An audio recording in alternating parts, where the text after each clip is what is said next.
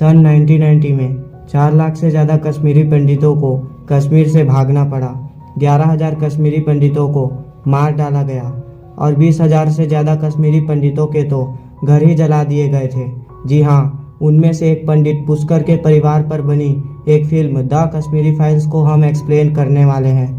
तो बिना किसी देरी के एक्सप्लेनेशन स्टार्ट करते हैं। फिल्म के शुरुआत में हमें 19 जनवरी 1990 में कश्मीर का सीन दिखाया जाता है, जहां हम शिव और अब्दुल नाम के बच्चे को उनके दोस्तों के साथ क्रिकेट खेलते हुए देखते हैं। शिव अपने मैच में अच्छा परफॉर्म करने के बाद सचिन का नाम लेने लगता है और वहां मौजूद कुछ लोगों को ये बात पसंद नहीं आती और वो कहते हैं ये पाकिस्तान है, इंडिया नहीं, यहाँ सचिन की नहीं चलती। और वो लोग ये बोलकर शिव को मारने लगते हैं, जिसके बाद उसका लंगोटिया यार अब्दुल उन पर बर्फ छिड़ककर उसे बचाकर वहाँ से किसी तरह वहाँ से भाग जाता है। इसीलिए कहते हैं दोस्ती में कोई मजहब नहीं होती। दोस्तों, कहते हैं कि 1990 कश्मीर का वो वक्त था जब कश्मीरी पंडितों को वहाँ से रहने का हक छीना जा रहा था और इस पूरे आतंक को लीड करता था फारूक अहमद दर, जिसको लोग बीटा कराटे के नाम से जानते हैं। और वो सभी को इकट्ठा करके अपना बोल वचन दे रहा था कि अगर ये वतन हमारा है तो इस पर हुकूमत भी हमारी होगी। दूसरी तरफ हम एक औरत को देखते हैं जो अपने एक बीमार बच्ची को डॉक्टर के पास लेकर जा रही थी। तभी वहाँ मौजूद पुलिस उससे कहती है कि आगे मत बढ़ो, वहाँ खतरा है। कि तभी सामने से एक टेररिस्ट उस पुलिस वाले को शूट कर देता है और उस औरत से कहता है कि मैं तुम्हारी बेटी की शादी अपने छोटे बेटे से कराऊंगा, जिस वजह से वो औरत उसके मुंह में थूक देती है और वो टेररिस्ट गुस्से में आकर उसे भी शूट कर देता है, जिस वजह से उसकी बेटी काफ़ी डर जाती है और ज़ोर ज़ोर से रोने लगती है। नेक्स्ट सीन में हम एक पंडित को देखते हैं जिसका नाम पुष्कर था और वो अपने पोते शिव को ढूंढ रहा था क्योंकि वो अब तक घर नहीं लौटा था। फिर शिव उसे मिल जाता है और वो पंडित यानी कि पुष्कर शिव और अब्दुल को साथ लेकर जा रहे थे। तभी पीछे से एक आर्मी की जीप आती है और वो कहते हैं मेरे साथ चलो क्योंकि माहौल गर्म है, तुम्हें कोई नुकसान ना पहुंचा दे। पर अफसोस वो टेररिस्ट उन आर्मी के जीप को ही ब्लास्ट कर देता है। दूसरी तरफ हम पुष्कर के घर को देखते हैं जहां बीटा कराटे अपने आतंकवादी दोस्तों के साथ पुष्कर के घर में घुस आए थे और वो शिव के पापा को ढूंढ रहे थे, जिस कारण शिव के पापा एक ड्रम के पीछे छिप जाते हैं। लेकिन तभी बीटा कराटे को उनके वहां छिपे होने की खबर मिल जाती है और वो उस ड्रम को गोलियों से गोद देते हैं, जिससे शिव के पापा की डेथ हो जाती है। वहां बैठे शिव की माँ, जिनका नाम श्रद्धा था, वो ये सब अपनी आंखों से देखकर काफी डर जाती है और तभी वहां पर पुष्कर भी आ जाता है, जिससे बीटा कराटे दोनों को गन पॉइंट पर ले लेता है और श्रद्धा को उसके पति के खून से लपटे हुए चावल को खाने के लिए फोर्स करता है और कहता है अगर तुमने खा लिया तो मैं तुम्हें और तुम्हारे बच्चों को छोड़ दूंगा। और इसी के साथ कहानी पहुंच जाती है प्रेजेंट के डे में, जहां हम ब्रह्मदत्ता नाम के एक आदमी को देखते हैं जो कि अभी कश्मीर में रह रहा था और यहाँ पर उसे मिलने पुष्कर का छोटा पोता कृष्णा पंडित वहाँ आता है, जो कि अब दिल्ली में रह रहा था। लेकिन वो अपने साथ अपने दादाजी यानी कि पुष्कर की अस्थियों को लेकर आया था क्योंकि अब उनकी डेथ हो चुकी थी। कृष्णा के वहां आने पर कुछ और लोग भी वहां आ जाते हैं जो कि पुष्कर के भी कभी दोस्त हुआ करते थे और उनके दोस्तों में महेश जो कि एक डॉक्टर, हरीश जो कि वक्त में डीजीपी और एक दोस्त जो कि एक जर्नलिस्ट था। लेकिन कृष्णा को अपने मॉम डैड के डेथ होने के बारे में कुछ भी पता नहीं था कि आखिर उनकी डेथ कैसे हुई थी और कब हुई थी। इस बेचारे को ऐसा लगता था कि उनके मॉम डैड की डेथ एक एक्सीडेंट में हो गई। और फिर इसी के साथ सीन शिफ्ट होता है दिल्ली के जेएनयू यूनिवर्सिटी में, जहां कृष्णा ऑडिटोरियम में बैठा प्रोफेसर राधिका के लेक्चर सुन रहा होता है। राधिका यहाँ पर बहुत से स्टूडेंट को भड़का रही थी कि हमें कश्मीर को आज़ादी दिलानी है, कश्मीर को इंडियन गवर्नमेंट से खतरा है। और ये उसी समय की बात है जब आर्टिकल 370 को कश्मीर से हटाया गया था, लेकिन बहुत सारे लोग इनके अगेंस्ट थे, including professor Radhika. Professor Radhika को भी ऐसा लगता था कि कश्मीर को इंडिया का पार्ट नहीं होना चाहिए था और वो भी बताती है कि 1990 में कोई भी जेनोसाइड नहीं हुआ था और न ही किसी पंडित को मारा गया था।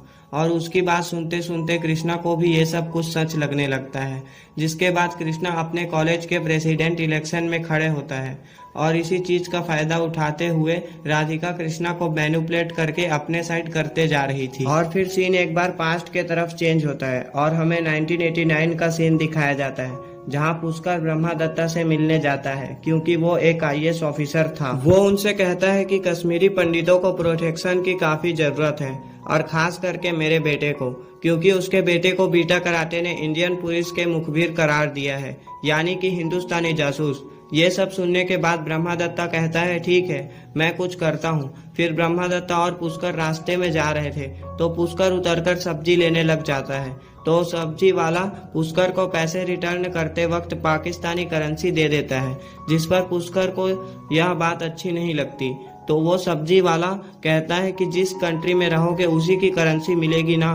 ये सब देखकर ब्रह्मा को बहुत गुस्सा आता है और वो कहता है कौन सा मुल्क, एक ही मुल्क है, भारत। यह कहकर ब्रह्मा उसे जेल में बंद कर देता है। जिसके बाद ब्रह्मा वहाँ के CM से पंडितों की सेफ्टी के बारे में बात करने जाता है, जिस पर CM उसे ही दोषी करार देता है और कहता है कि तुम यहाँ के IAS हो और शांति बनाए रखना तुम्हारा काम है, कहकर उसे सस्पेंड कर देता है और उसकी बातों को इग्नोर करके आगे बढ़ जाता है। और तभी हम देखते हैं कि CM बीटा कराटे से कुछ बात कर रहा था। इसका मतलब आप ये समझ लीजिए कि CM खुद बीटा कराटे से मिला हुआ है। और फिर इसी के साथ सीन शिफ्ट होता है प्रेजेंट के डे में, जहाँ पर ब्रह्मा की वाइफ कृष्णा को उसके मॉम डैड की तस्वीरें दिखा रही थी, क्योंकि कृष्णा ने आज तक उन्हें नहीं देखा था। क्योंकि जब वो लोग कश्मीर छोड़कर भागे थे तो उनके पास इतना भी वक्त नहीं था कि वो लोग अपने साथ कुछ सामान भी ले जा पाते।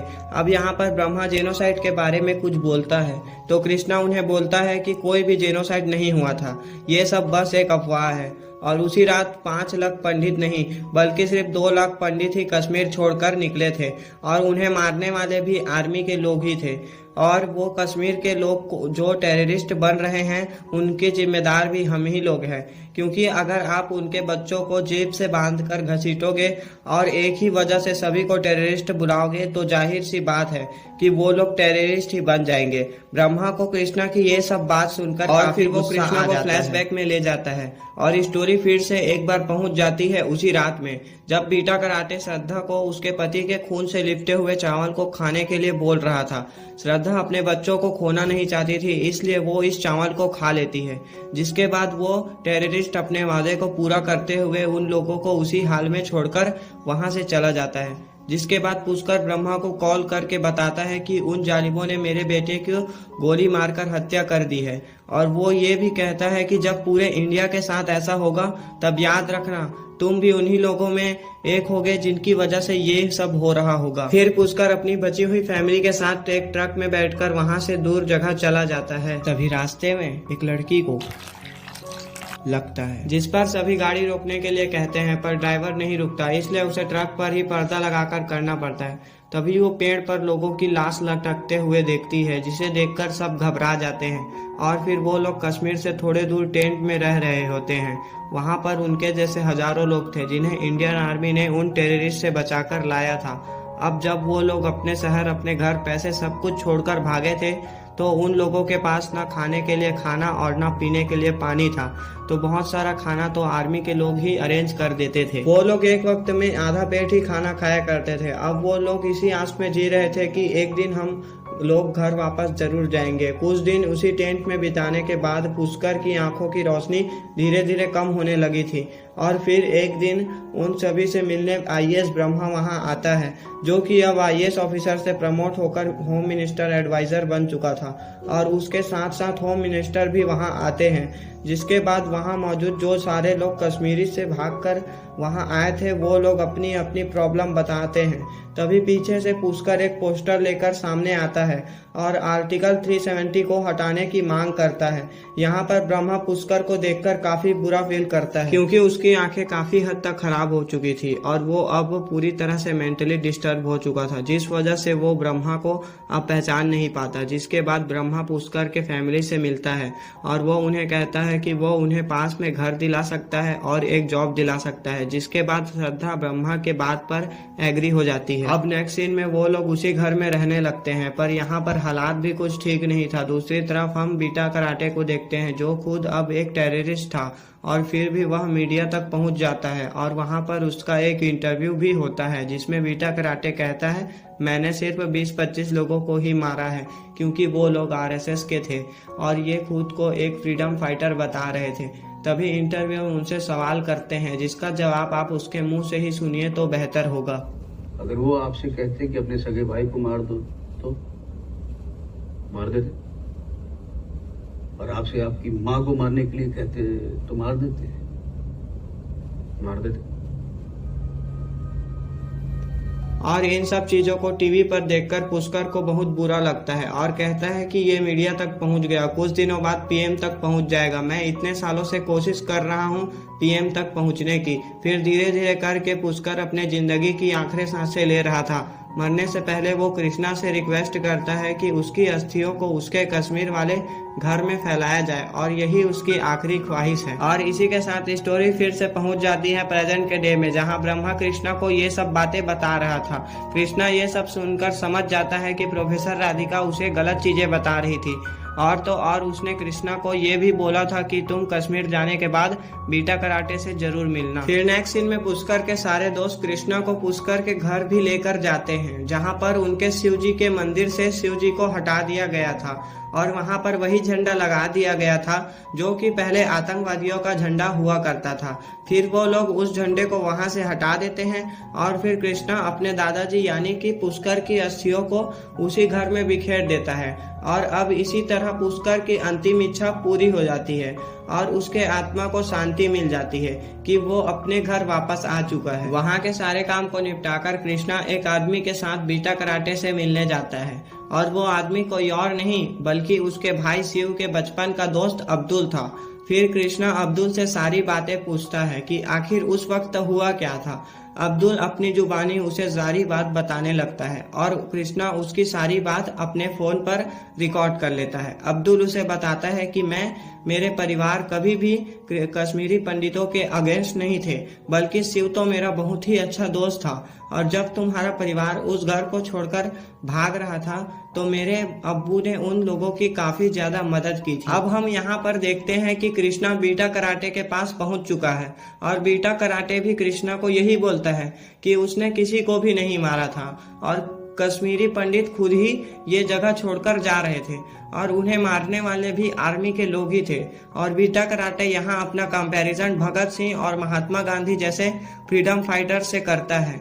ये सब सुनने के बाद कृष्णा को लगता है बीटा बहुत सही कह रहा है और इसी बात पर वो वहां जाकर ब्रह्मा से झगड़ा भी कर लेता है और उसे खूब खरी खोटी सुनाता है। अब जब पानी सर से ऊपर चला ही जाता है तो ब्रह्मा गुस्से में आकर कृष्णा के सामने 3 फाइल रख देता है। जब कृष्णा उस फाइल को पढ़ता है तो उसके तो होश ही उड़ जाते हैं क्योंकि उसमें उसके भाई शिव और माँ का भी फोटो था और उस दोनों को ही बीटा कराटे ने मारा था। ये सब सुनने समझने के बाद कृष्णा वापस से अपने कॉलेज में जाता है जहाँ पर वो प्रोफेसर यानी कि राधिका एक सॉन्ग गा रही थी जो कि सभी स्टूडेंट को कश्मीर को लेकर मिसगाइड कर रही थी।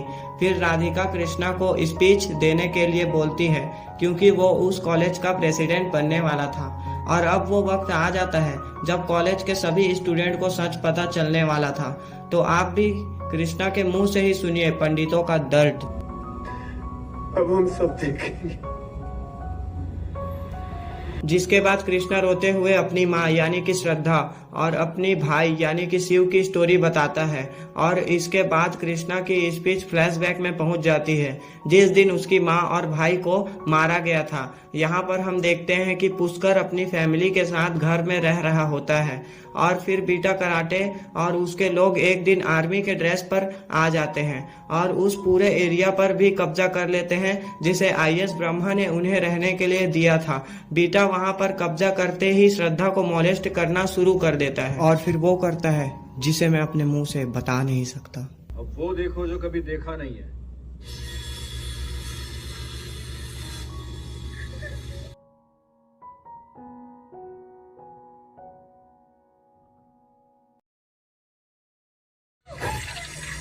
और फिर सभी को एक के बाद एक मौत के घाट उतार देता है।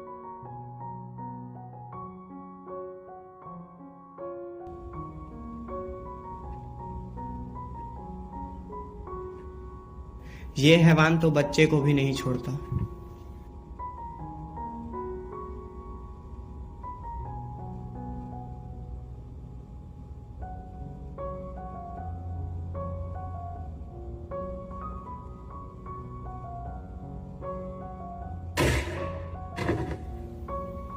और इसी के साथ ये मूवी यहाँ पर एंड हो जाती है।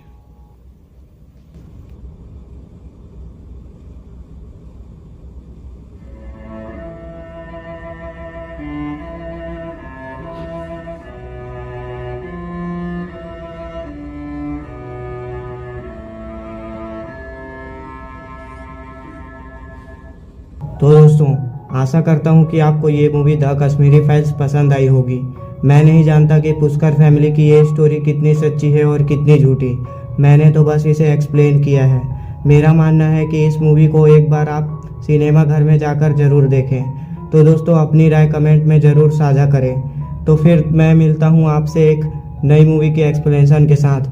तो हाँ, चैनल को सब्सक्राइब कर दीजिए।